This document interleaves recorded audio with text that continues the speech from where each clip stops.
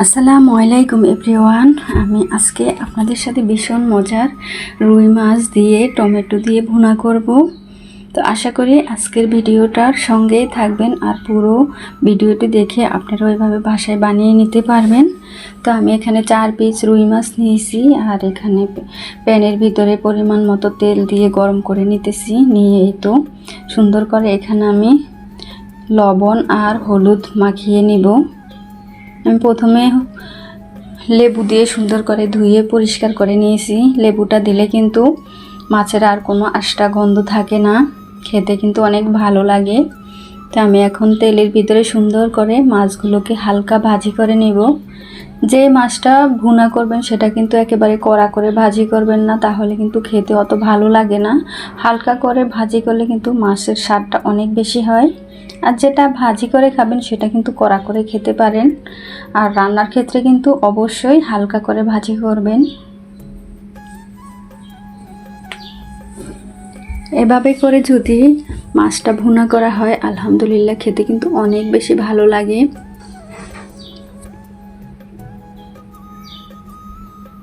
যারা আমার ভিডিওতে আছেন প্লিজ একটা লাইক দিয়ে কন্টিনিউ করবেন। আমি কিন্তু একটা সাইড ভালো করে হয়ে গেলেই উল্টে দিব, তা না হয় কিন্তু মাছটা ভেঙে যাওয়ার সম্ভাবনা থাকে। তো আমি কিন্তু এই তো একটা পাশ ভালো করে হয়েছে, তো এখন উল্টে দিতেছি। দ্বিতীয় পাশটাও যদি ভাজা হয়ে যায় তারপর আমি চুলা থেকে নামিয়ে নেব।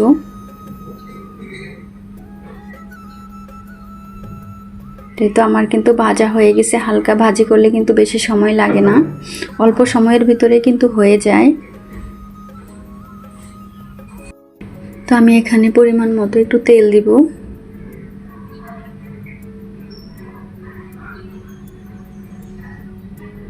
তো আমি পরিমাণ মতো তেল দিয়ে দিয়েছি।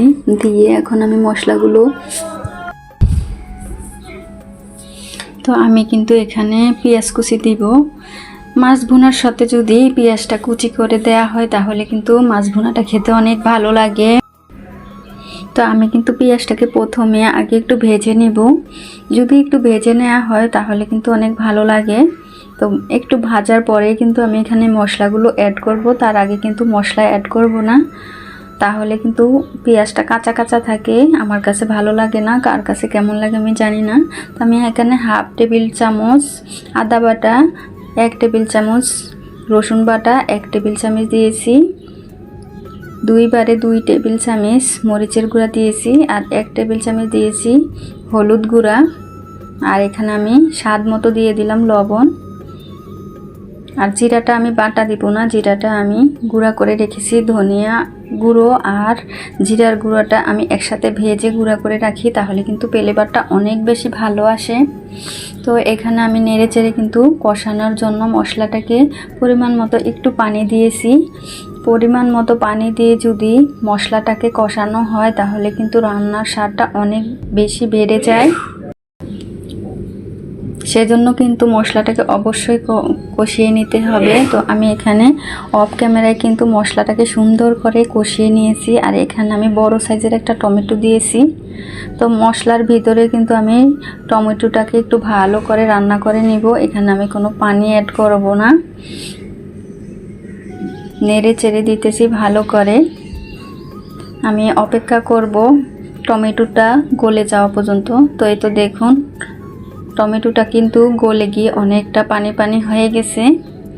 তো এইভাবে করে যদি মাছটা ভুনা করে হয় আলহামদুলিল্লাহ সব কিছু পেলে কিন্তু এই মাছ ভুনা দিয়ে সবাই ভাত খাবে। আর আমার আজকের এই রান্নাটা কেমন হয়েছে কমেন্ট বক্সে অবশ্যই জানাবেন। আর আমার কথায় কোনো কাজে যদি কোনো ভুল ত্রুটি হয়ে থাকে, এডিটিংয়ে যদি কোনো ভুল ত্রুটি হয়ে থাকে আপনারা আমাকে জানাতে ভুলবেন না। তো আমি এখন কিন্তু পানি দিব না, না দিয়ে কিন্তু মাছগুলোকে আরও সুন্দর করে টমেটোর ঝোলের ভিতরে কষিয়ে নেব।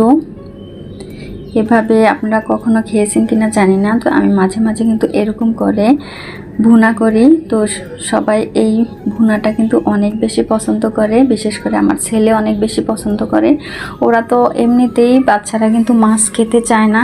তো এরকম করে মজাদার যদি মাছ ভুনা পায় তাহলে কিন্তু বাচ্চারা অনেক বেশি পছন্দ করে খায়। তো আমি এই পর্যায়ে কিন্তু পানি দিয়েছি। আমি কিন্তু এখানে পানিটা দিয়ে এখন সুন্দর করে নেড়ে চেড়ে মশলাগুলো, যেহেতু একটু পানি না দিয়েছি সেজন্য কিন্তু দলা দলা ছিল। তো এখন আমি সুন্দর করে মাছের সাথে পানির সাথে ঝোল মশলাগুলো মিক্স করে দিয়েছি। দিয়ে এই তো এখন আমি সুন্দর করে পরিমাণ মতো ধনিয়া পাতা দিয়েছি। এই মাছ ভুনাটার সাথে যদি ধনিয়া পাতা দেয়া হয় তাহলে কিন্তু খেতে অসম্ভব মজা হয়। তো অবশ্যই কিন্তু ধনিয়া পাতাটা দিবেন। আর আমার এখানে কিন্তু আমি ধনিয়া আর জিরার গুঁড়াটা দিয়েছিলাম, সেটা কিন্তু স্কিপ হয়ে গিয়েছিল।